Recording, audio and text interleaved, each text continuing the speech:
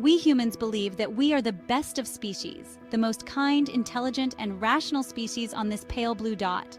We send probes to other planets, write symphonies, explore the mysteries, and build societies that span continents. But every now and then, we stumble upon this strange realization that perhaps we might not be the best of all. These 5 psychological facts would make you think twice if you consider yourself the best of all. 1. Electrocution overthought? Picture this. You're alone in a room and you have 2 options. You can either sit there with nothing but your thoughts for company for the next 15 minutes, or you can give yourself a mild electric shock. In 2014, researchers at the University of Virginia put this to the test. The controversial research found that 67% of men and 25% of women chose to shock themselves rather than spend time alone with their thoughts. We're wired to avoid pain. Several research participants, prior to the experiment, wished to pay money to avoid any sort of pain. Yet many chose to experience physical discomfort than thinking for 15 minutes. This tells us something fascinating about the human condition. We crave stimulation, engagement, and a sense of purpose. In the absence of purpose and meaning, we would do anything to generate one. And this research exactly proved that we would get shocked rather than doing nothing. 2. Psychic can control your mind. Our minds, though remarkable, are wired in ways that make us susceptible to deception. By exploiting these cognitive weaknesses, tricksters create illusions that lead us to surrender control, often without realizing it.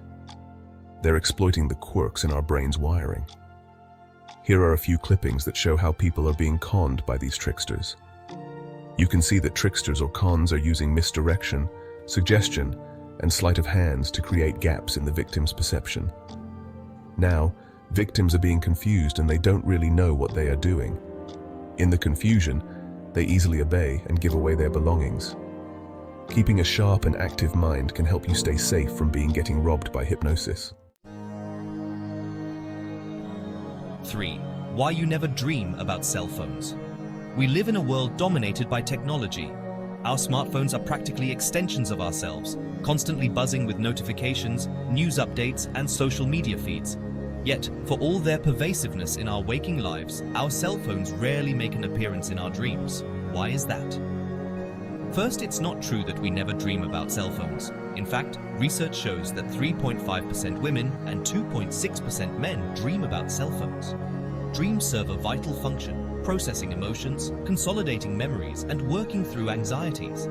Our deepest fears and anxieties tend to be rooted in primal evolutionary concerns. Primal fears, such as those of predators or natural disasters, are deeply entrenched in our subconsciousness. Our dreams tap into this ancient circuitry, replaying these primal fears in symbolic and often bizarre ways. So while our cell phones might dominate our waking thoughts, they haven't yet infiltrated the deeper layers of our subconscious. 3. We all troll. Let's face it, the internet can be a breeding ground for negativity. Trolling, cyberbullying, and online harassment have become all too common. Psychologists call it the online disinhibition effect. When we interact online, we're often cloaked in a veil of anonymity. This anonymity can be liberating but also lowers our inhibitions, making us less empathetic. The online world lacks the social cues and nonverbal communication that regulate our behavior in the real world. Without these cues, the lines of acceptable behavior can become blurred.